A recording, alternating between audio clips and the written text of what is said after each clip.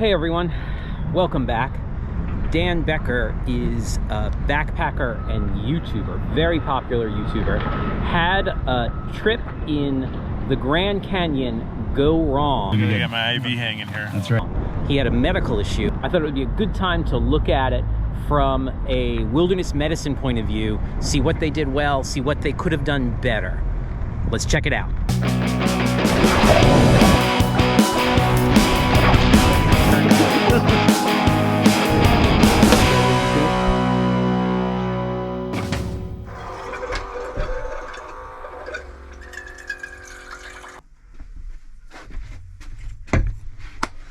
Okay, everyone, welcome back. It's good to see you. If you're new here, my name is Brett. I'm an outdoor educator. One of the things that I teach is wilderness medicine. I teach wilderness first aid courses for the National Outdoor Leadership School. I used to be a New York State and nationally registered paramedic. And so when I saw the Dan Becker video, I thought it was time to look at it and sort of see what we're seeing in terms of treatment and risk management in this situation. And I feel like there's a lot of teachable moments throughout this video. So I should point out, I don't know Dan Becker, short of me sending him a message via Instagram asking him if I could do this video, to which he said, sure. I've had no contact with Dan. So there are definitely some spots in this where I don't have as much info as I would like. But I'm still going to do my best to sort of look at this and look at it in terms of both risk management, in terms of what's going on, and then patient care. And there are definitely some warning signs on the risk management side as far as I'm concerned. Again, I wasn't there, so I can't say for sure, but from what I'm seeing in the video, there are some risk management things that concern me. But there are definitely some things going on in the patient care realm that I think could have been better. But I have to stress, my goal is to not say, hey, they did this wrong, or they could have done this better, to make anyone look bad or feel bad or look stupid or anything like that. My goal is for everyone to look at this and say, hey, let's learn from this and see what we can see. I'm going to start watching the video. We're just going to stop and I'll comment on things that I think are important. It's 5 in the morning. Dan's not doing good. I think we need to call somebody. Oh, this is the worst part of my life. Jake, I think just staying calm, keep your breathing going. So right off the bat, and this is just sort of the preamble of sort of late in the process, they're going to get into the backstory in just a little bit. But just off the bat, if someone says to you, this is the worst anything I've ever experienced in my life, something bad is happening and you need to be dealing with that. The other thing I would say is that his friend is talking to him through a closed tent door, and someone who's in a bad medical situation, we think a lot about psychological care, and he would do a lot better if that door was open and he could look his friend Dan in the eyes and tell him, hey, calm down, we're going to do everything we can. I also think physical touch, like holding someone's hand, is a super useful thing. Psychological care is super important. Okay, so the setup for this is that Dan, and I think he said his friend's name was Eric, I hope I'm getting that right, are planning a rim to rim to rim at the Grand Canyon in winter. And so a rim to rim to rim is south rim, down to the bottom, up to the north rim, back down to the bottom, back up to the south rim where they started. They're doing it in winter, so they're carrying a lot of gear. There's a lot of snow on the north rim side, so they've got snowshoes and things like that. And they're both making videos. And so that means that they are carrying a ton of gear. Backpacks are going to be heavy. They're going to be moving through snow, which is super strenuous. I'll also point out that Dan worked with a health coach to prepare for this. So in theory, he should be good physically to do this trip. And the south rim is 7,000 feet. And they say that the north rim is about 1,000 feet higher than that. So 8,000 feet. There is some discussion later on about altitude illness. And so altitude will play into this. It's a guided group, and he asked what we were doing, and because he saw we had snowshoes, and I think he was trying to talk us out of it. The rangers were very insistent that we have an aggressive itinerary. They are probably right. Okay, Risk management warning number 1. If local guides and rangers are saying, hey, be careful, what you're doing is serious, take it seriously. These are people that are working in that area all the time. I have experienced this. I had a really rough hike and we ran into a ranger and they were like, where you're going right now, where you're going is hard. Where you are right now is easy. Hard, easy. And it was really hard. We did it. It took a really long time. It was super hard. It was super strenuous. We should have paid more attention to what the ranger was saying. So that is coming particularly from me as I've experienced it, a really good first risk management watch point.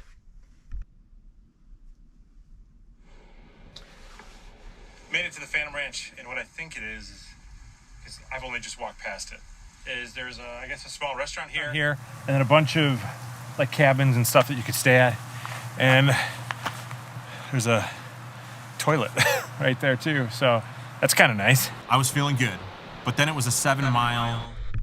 Okay, so they made it to Phantom Ranch. They're on the other side of the river, so they've gone from rim to bottom across the river. They're going to start climbing up now. All is good at this point. Everyone is happy. Everyone is good. All right, we'll leave it there. Unfortunately, we're probably going to be hiking into the dark when we get to camp. So that's kind of a bummer. We're kind of in March mode where we're just trying to hustle out these miles. Emmett, how you feeling? Decent. I got some ibuprofen in my system. Pack still hurting, or? Pack's still hurting, but we're making through. Okay, so these are backpackers that do this for a living, and they're like, we're hurting, and they're already talking about we need to hustle some miles. So, still got daylight.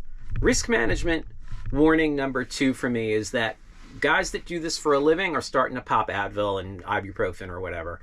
They're in pain, and it's still relatively early on in day 2. That kicked my butt in a big way. I was not anticipating the hike down was going to do what it did to my legs. So it was about a mile down into the canyon, and I felt fine. And then probably, I don't know, 4 or 5 miles in, my legs it was struggling. And about 2 miles out from camp, I almost threw in the towel, set up camp on the side of the trail. That was unexpected. So 2 miles from camp, Dan is saying he thought about just sort of setting up his tent there. That's how tired he was. I don't think that that's a bad call. And I think if you're like, you know what, it's only 2 miles. I'd rather bang it out in the morning when I'm feeling better than struggle through it now. But summit fever is pulling people towards goals. And I don't mean here specifically. I mean everywhere. People want to make their goals. There is nothing wrong with saying, you know what, let's just stop.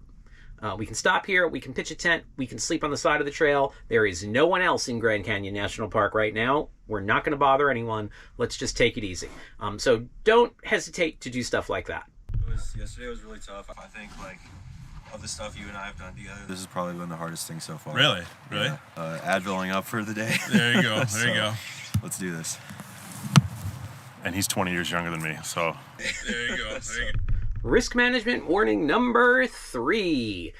When professional backpackers say this is the hardest thing we've ever done, be logging that in the back of your head, right? At this point, it's not a big deal, but you need to be thinking about stuff like that.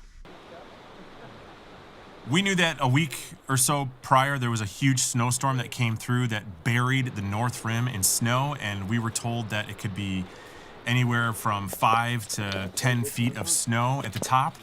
And we were prepping for that. We had our snowshoes, we had our crampons, we had trekking poles. We were good to go. And so we started the ascent the next morning, which our ascent over about another 7 miles was going to be about 5,600 feet. Risk management warning number 4. 5 to 10 feet of snow at their destination, where they're trying to get to. That's a risk management concern for me, just because evacuation is going to be more difficult. Hey everyone, I just want to throw out one more thing. All of these risk management warnings seem pretty innocuous or easy in hindsight, but you need to be thinking in terms of as factors change while you're active in the backcountry, what is the outcome? How is that going to affect our outcome if things go wrong? I'm always sort of thinking about factors that build towards a problem. And if Dan hadn't gotten sick, none of these factors would have mattered. But you need to be thinking in terms of, if the poo hits the fan, what am I going to do? And all of these factors add to the problem of Dan getting sick. Okay, back to it. Now, keep in mind that both Emmett and Jake, the cameraman for Eric, and we were filming for a television show as well. Eric is the host of a TV show called Epic Trails. They were both so exhausted that they didn't even turn on their cameras. They had all kind of hiked off ahead of me. So Eric, Jake, and Emmett were, I don't know, probably 5 or 6 switchbacks up ahead of me. This, for me, from a risk management point of view, is the most concerning. The group is now split. There are 4 of them. 3 of them are up ahead and Dan is in back. And I don't like this as an outdoor leader, because in these conditions, I don't like this group getting split up like this. If he has a problem, which he's going to, no one knows about it. And so whoever is the leader of this group should probably have said, this is not great. We need to be waiting for Dan, or we at least need to be in 2 pairs. I would say about a mile into wearing snowshoes, I started to develop some really serious chest pains. They were coming in waves, on and off. Sometimes they would last 10 seconds, sometimes they would last 10 minutes. And then about 2 miles from the top, it was as if someone had flipped a light switch off in my body, and my body was like, we're done. You're done.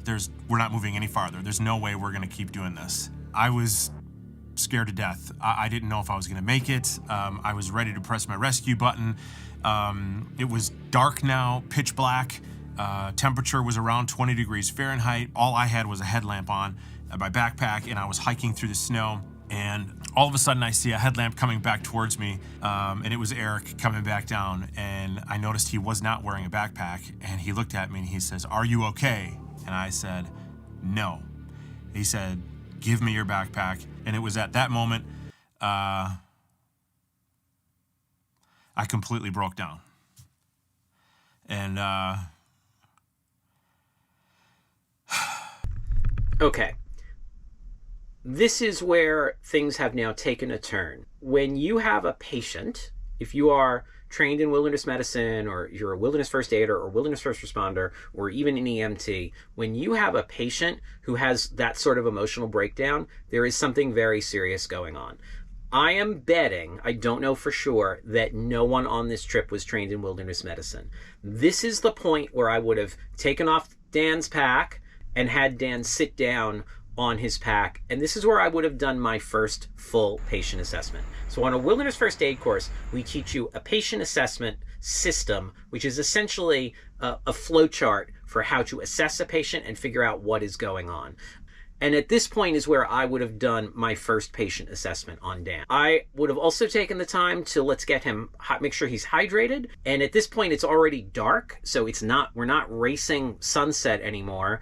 I probably would have gotten layers on him, made sure he was warm, and probably started boiling water for some food. I'm assuming they did freeze-dried food, but I don't know for sure. But a full patient assessment, a full set of vital signs, a physical exam to make sure he didn't actually injure himself, and this chest pain is not trauma-related. He didn't fall down, and that's why his chest hurts. His chest hurts from exertion, okay? So I'm not sure if he said it yet, but he's about to say, I thought I was having a heart attack. I don't think he's having a heart attack at this point. It's possible, but if he did work with a trainer and he's been hiking for 2 days, I think the likelihood of him having a cardiac issue is pretty slim. It's not 0, but my brain is saying there's something else going on here. Vital signs might give us that information, but a full patient assessment, start thinking about a plan for what we're going to do with Dan. The problem is they're still pretty far from where they have to get, and it turns out they're still pretty far from the other 2 guys. Gave him my backpack. We started hiking up the switchbacks. We probably hiked maybe 4 switchbacks, 5 switchbacks up to where he had dropped his backpack. And so obviously I knew at that moment I was gonna have to grab my backpack back. We thought we were gonna make it to the top of the North Rim by about 5 or 6 p.m. We didn't get there till after 10 p.m. Okay, at this point, I don't want Dan hiking with his backpack on. I'm not positive what's going on, but none of it is going to be made better by hiking in the snow with a full backpack on. I would have sat Dan down there, put his sleeping bag on him. Maybe if I hadn't fed him before, I'd feed him now. I'm going to go get the other two guys. I really want to walk Dan the rest of the way out with the three people from the group that are not injured, right? So one to carry Dan's pack and then two people to walk out with Dan. Maybe I'm going to have the other two guys come down with me with like minimal gear, weather layers, water, things like that, but leave the big heavy stuff behind. That way, if Dan collapses, you've got people there that can help. I knew that the best bet for me, we all knew, was to get to the top of the rim of the canyon so that I didn't have to be rescued on a switchback and make it that much more difficult for rescue to get down to me and get me out. This I completely agree with. Rescues are inherently difficult and dangerous. And if you can, you should try and get to an area where rescue is easier. So I agree that they kept moving as long as he was capable. He shouldn't have been doing it wearing a pack, and it shouldn't have just been the two of them. But I do agree that I think it's a great idea to get to an area for easier evacuation. Crawl in my tent. They say I just instantly fell asleep. I don't remember that at all. They said I was snoring logs. My recollection of everything is hit and miss. Oh, okay. I don't know if you can see me. It's probably getting close to 4 o'clock in the morning. I don't think I've slept at all. I'm having severe chest pains all night long.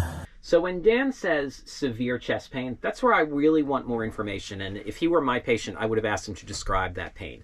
Does it feel like the pain moves anywhere or radiates someplace? Does it go down your back, into your arms, into your jaw?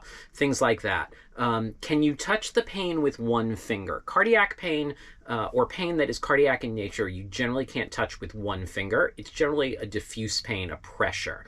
And so I suspect that he could have, if not one finger, maybe a couple of fingers, but I don't suspect that it is the sort of the classic signs of a heart attack, which is pressure on my chest. It feels like an elephant is sitting on my chest. He's also got no trouble speaking, which means he's moving air okay. So I'm a little bit less concerned that this is cardiac in nature, but I'm still not positive what is going on. Out of the park. The only way out of the park from that location would be air ambulance if it's necessary. Okay. I'm gonna get some aspirin ready. Okay, so we just heard the park ranger say, who I'm suspecting is a paramedic because we see Dan with an IV a little bit later, say, I'm going to get some aspirin. This is very common treatment for a cardiac event. It will not stop the heart attack. It'll lessen damage to the heart muscle itself. It also is a blood thinner. It prevents blood clots. So this is pretty standard. So the medic is thinking heart attack. Even if he's not, it's a good, certainly can't hurt. But I'm still leaning away from heart attack. And right now they're saying that I have severe muscle breakdown and it could be affecting my kidneys. So I thought I was having a heart attack. I didn't know what the chest pains were. I thought it was maybe altitude sickness. Everybody else thought it was altitude sickness. This is one of the reasons that I don't think anyone on this trip was trained in wilderness medicine, because everyone thought it was altitude sickness. This is not how altitude illness presents itself. So AMS, or acute mountain sickness, presents as headache associated with recent altitude gain, nausea, fatigue, maybe vomiting. He doesn't have any of those things. He's also only at about 8,000 feet. Generally, 8,000 feet is where we start seeing signs and symptoms of AMS. That said, I get acute mountain sickness every time I go visit my son in Denver. I am a lightweight, but I also live at sea level. I'm vetoing that this is altitude related. The more advanced altitude illnesses, high altitude cerebral edema, he would have an altered mental state or a change in level of responsiveness, which he doesn't have. He's awake and oriented throughout this entire thing. And then the other sort of advanced version of altitude illness, high altitude pulmonary edema, he would be coughing and usually coughing up a pink frothy sputum, which is fluid in his lungs. He doesn't have that either. This is not altitude related. But it turned out to be something completely different, something that I'd never heard of, something that's actually very rare, and it's called rhabdomyolysis. And basically what that is, if you are a ultra athlete, you know what this is. But it's when you overexert yourself to the point where your muscles begin to break down. They release a toxic protein that then goes and destroys your kidneys. And it's essentially like your body begins to eat itself. So that's what was happening to me out there. Okay, so the first time that I was watching this, I would not have guessed rhabdomyolysis, or rhabdo as it's called. That's several levels above my pay grade as a paramedic and wilderness medicine instructor. So rhabdomyolysis is a breakdown of muscles, and when the muscles break down, they release a number of things that are harmful to the body, and it can be particularly hard on your kidneys, which is what Dan talks about. I think what we actually got, and I don't know this for sure, but I would be willing to bet exercise-induced rhabdomyolysis is commonly associated with dehydration. I am betting that we have rhabdomyolysis secondary to severe dehydration. In general, people don't hydrate as well in the winter because you don't feel as dehydrated and it's cold. I would be willing to bet that Dan was pretty severely dehydrated. He also said when he was in the Ranger's truck when they had the IV on him, he said this. I'm doing a lot better. Yeah, they got an IV in me. He felt way better after getting an IV. So I am betting that severe dehydration was a big part of this. Okay, so this is a great time for me to say, if you are not trained in wilderness medicine and you are planning pretty epic trips, and this was an epic trip that Dan did, even before he got sick, I think taking a 2-day wilderness first aid course is a great thing. You can sign up for those many places. I teach them through NOLS, which partners a lot with REI, so those are 2 easy ways to find it. There are other great companies that teach it as well. Wilderness Medicine Associates, I think, is also a great company. They're in the Northeast, and they're who I did my first wilderness first responder course with, long before I was an EMT and a paramedic. So I think that's a great thing for folks who are active in the outdoors and particularly planning bigger trips. In general, I think that they did a really good job. I would have sort of sped up the process a little bit, and as I said, I would have done that patient assessment the first time he broke down and said he was not doing well. But in general, you know what? He walked away from it. He's going to be okay, and in that sense, it's all good. So think about doing a wilderness first aid course. If you like this content, do me a favor, hit like, hit subscribe. You can buy me a coffee down on Coffee. My books are available on Amazon. Otherwise, I'll see you outside. Sorry if it's cold, we'll stick it back in the coat after this. How's your elbow? It hurts on my elbow. Right there is your elbow? Yeah, it okay. hurts. Right. How's your wrist right here? My wrist feels fine. All right.